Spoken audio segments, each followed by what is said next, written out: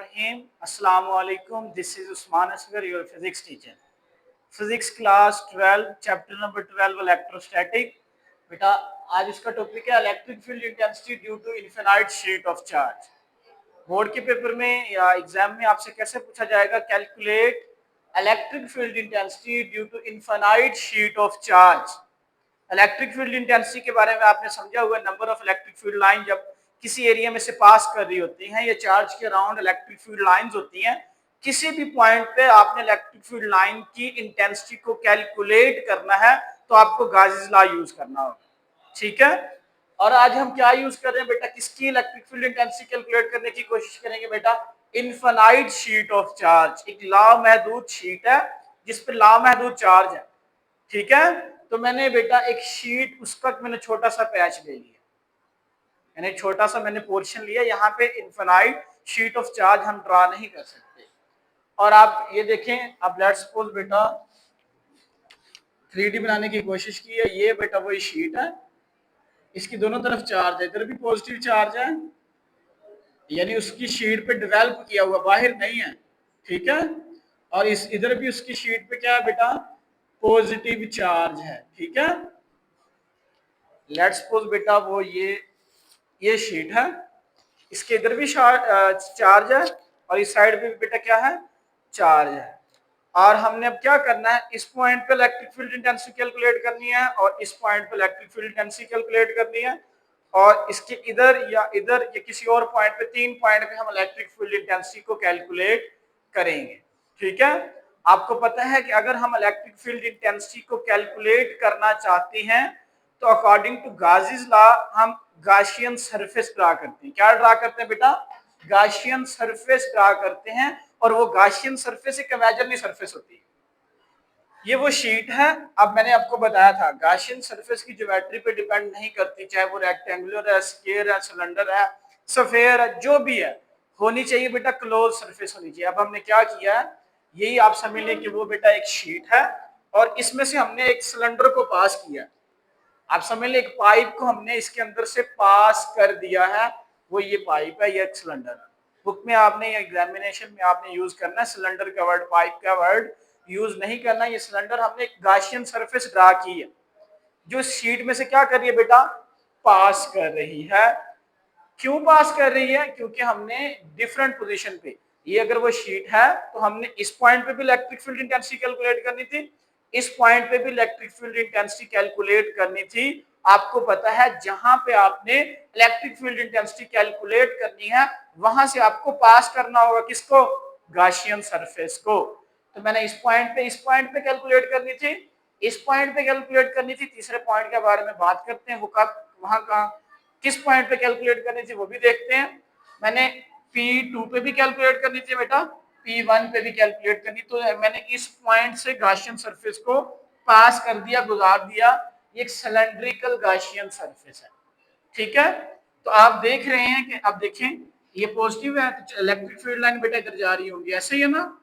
Electric field की direction कुछ इस तरफ होंगी और इधर भी क्या होंगी बेटा, इलेक्ट्रिक फील्ड लाइंस की डायरेक्शन इस तरफ होगी। पता है पॉजिटिव लाइन से शुरू होती है और नेगेटिव लाइन यानी नेगेटिव चार्ज पे एंड होती है। तो अब इलेक्ट्रिक फील्ड लाइन बेटा इधर जा रही है, ऐसे ही है ना। और हमने पाइप यानी इसको गाशियन जो आपका सिलेंडर है वो इसे ऐसे ड्रा किया हुआ, ऐसे ही है ना। अब आपने समझा हुआ वेक्टर एरिया और सरफेस एरिया क्या होता है। अगर हम इस शीट की बात करें तो बेटा ये इसका सरफेस एरिया है और ये इसका वेक्टर एरिया, ठीक है। वेक्टर एरिया बेटा सरफेस एरिया के परपेंडिकुलर होता है और उसकी डायरेक्शन आउटवर्ड होती है। अब समझ लें जो हमने गाशियन सरफेस ड्रा की है वो यही है, ये शीट है, ये गाशियन सरफेस उसमें से पास कर रही है, ये एक एंड है, ये दूसरा एंड है, ये P1, ये P2 पॉइंट और ये बेटा P1 पॉइंट है। अब इसका वेक्टर एरिया किधर होगा, ये इसका सरफेस एरिया और वेक्टर एरिया इसके आउटवर्ड होगा। और इलेक्ट्रिक फील्ड बेटा, इलेक्ट्रिक फील्ड भी इधर है और बेटा वेक्टर एरिया भी क्या होगा, वेक्टर एरिया भी इधर है और इलेक्ट्रिक फील्ड लाइंस भी इधर है, ठीक है। और इधर भी कैसे होगा, वेक्टर एरिया और इलेक्ट्रिक फील्ड लाइन एक दूसरे के पैरेलल है, ऐसा क्यों है मैं बता चुका हूं, ठीक है। अब हम कैलकुलेट करते हैं P1 पॉइंट पे electric flux at a point P1 point. आपको इलेक्ट्रिक फ्लक्स कैलकुलेट करने का फार्मूला होता है phi is equal to E dot E। E electric field lines और ए वेक्टर एरिया, ये ए डॉट बी आपने क्रॉस स्केलर प्रोडक्ट पढ़ा, उसमें क्या होता है E dot A is equal to E A cos of theta. आपको पता है इलेक्ट्रिक फील्ड और वेक्टर एरिया के दरमियान दोनों बेटा पैरेलल है, जब दोनों पैरेलल होंगे तो इनके दरमियान एरिया क्या होगा बेटा, सॉरी एंगल क्या होगा, 0 डिग्री होगा।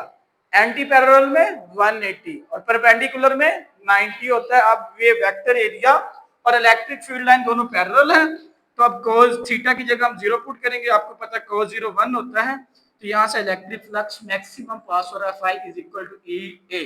ठीक है, अब हम कैलकुलेट करेंगे P2 पे, वही कंडीशन है सेम, यहाँ भी वेक्टर एरिया और इलेक्ट्रिक फील्ड लाइन दोनों पैरेलल है, ई A cos of theta angle 0 है, cos 0 1 हो जाएगा, तो इलेक्ट्रिक फ्लक्स P2 पॉइंट में भी मैक्सिमम गुजर रही है, phi is equal to E ए। वही सिलेंडर बेटा, ये एक एंड है ये दूसरा एंड है, दोनों एंड पे कैलकुलेट करिए, लेकिन हमने कर्व सरफेस से अभी कैलकुलेट नहीं किया, क्या इसमें से भी इलेक्ट्रिक फील्ड लाइन पास कर रही है या नहीं, ये मैंने एक सरफेस बनाने की कोशिश की है कर्व, क्या आप देखेंगे क्या इधर से भी कोई इलेक्ट्रिक फील्ड लाइन पास कर रही है या नहीं। देखें, आप देख लें ये कर्व सरफेस है, हमने इस पे किसी भी पॉइंट पे हमने इलेक्ट्रिक फील्ड इंटेंसिटी को कैलकुलेट करना है। आपको पता है इलेक्ट्रिक फील्ड लाइन इससे बाहर आ रही है, वेक्टर एरिया भी इसके क्या है पर यानी पैरेलल है, जिस तरफ इलेक्ट्रिक फील्ड लाइन है जो इसका भी वेक्टर एरिया इधर है। अगर हम इस सरफेस की बात करें तो इसका वेक्टर एरिया क्या होगा बेटा, इसके परपेंडिकुलर होगा, तो मैंने इसका सामने वाला फेस ड्रा किया, हर पॉइंट पे वेक्टर एरिया क्या है बेटा, परपेंडिकुलर है। और आपको पता है कि इलेक्ट्रिक फील्ड लाइन इसलिए मैंने सामने वाला फेस ड्रा किया, इलेक्ट्रिक फील्ड लाइन इससे बाहर आ रही है और वेक्टर एरिया क्या है बेटा, परपेंडिकुलर है। इलेक्ट्रिक फील्ड की डायरेक्शन यहाँ से बाहर है, मैंने ये वाला फेस ड्रा किया, इलेक्ट्रिक फील्ड की डायरेक्शन बेटा आउटवर्ड है और वेक्टर एरिया इसका क्या है, परपेंडिकुलर है। यहाँ वेक्टर एरिया और इलेक्ट्रिक फील्ड के दरमियान एंगल कितना बेटा, 90 डिग्री है। तो अब देखेंगे बेटा electric flux through a curve surface, electric flux का कैलकुलेट करने का formula phi is equal to E A cos of theta.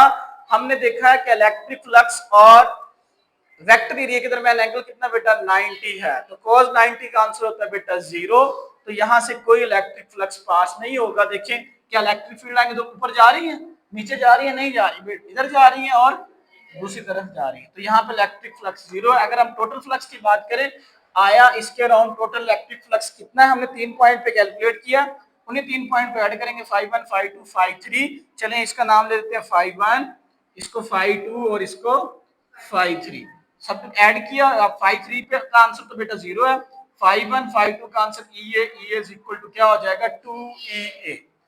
हमने पढ़ा था कि पहले हम इलेक्ट्रिक गॉसियन सरफेस ड्रा करते हैं, इलेक्ट्रिक फ्लक्स कैलकुलेट करते हैं और एट द एंड हम क्या करते हैं, गाउस लॉ अप्लाई करते हैं, गाउस लॉ के मुताबिक total electric flux Q over epsilon not. अब हम देखेंगे सरफेस चार्ज डेंसिटी, एक होती है सिर्फ डेंसिटी मास पर यूनिट। अब सरफेस चार्ज डेंसिटी क्या होगी, एक सरफेस पे कितना चार्ज है, क्या होगा, चार्ज पर यूनिट एरिया, एक एरिया में यानी जो यूनिट एरिया उसमें कितना चार्ज है वो कौन बताएगा हमें, सरफेस चार्ज डेंसिटी। तो सरफेस चार्ज डेंसिटी क्या है बेटा, charge per unit area is called surface charge density, से हम सिग्मा से रिप्रेजेंट करेंगे। अगर हमें यहाँ से Q की वैल्यू फाइंड आउट करनी है, A डिवाइड उधर जाके क्या हो जाएगा, मल्टीप्लाई, तो Q is equal to sigma A आ जाएगा, तो यहाँ हम Q की वैल्यू पुट करेंगे सिग्मा A और phi E, total electric flux क्या है बेटा 2EA, हमने यहाँ 2EA पुट कर दिया, आपको पता है कुछ फैक्टर कैंसिल हो रहे हैं, ए से हमने कैंसिल कर दिया। यहाँ से अगर हमने E कैलकुलेट करना है, 2 मल्टीप्लाई हो रहा है एप्सिलॉन के साथ जाके डिवाइड हो जाएगा, तो E is equal to sigma over 2 epsilon naught. Epsilon naught क्या है बेटा, परमिटिविटी ऑफ फ्री स्पेस, ये क्या बताती है, आपको बताएगी कि आपका चार्ज एयर में है लिक्विड में है, तो एप्सिलॉन की नॉट की वैल्यू आपकी बुक में गिवन है, आप टेबल से जो भी आप मटेरियल यूज करेंगे, जो भी आप मीडियम यूज करेंगे उसकी वैल्यू आप पुट कर सकते हैं। अगर आपने वेक्टर फॉर्म, क्योंकि इलेक्ट्रिक फील्ड्स भी वेक्टर है तो इलेक्ट्रिक फील्ड इंटेंसिटी भी वेक्टर क्वांटिटी होगी, तो आपने क्या करना है, इस पे वेक्टर का साइन और आर यूनिट यूज करना है, आर यूनिट वेक्टर, आपने कैप लगानी है, कैप किसको रिप्रेजेंट करती है, यूनिट वेक्टर, और यूनिट वेक्टर किसको बताता है बेटा, डायरेक्शन को बताता है। तो ये हमने एक वेक्टर फॉर्म ड्रा कर दी है इलेक्ट्रिक फील्ड इंटेंसिटी की। उम्मीद है कि आपको ये वाला टॉपिक अच्छे से समझ आ गया होगा। अगर आपका बेटा कोई क्वेश्चन है तो कमेंट बॉक्स में पूछ सकते हैं। टेक केयर, अल्लाह हाफिज।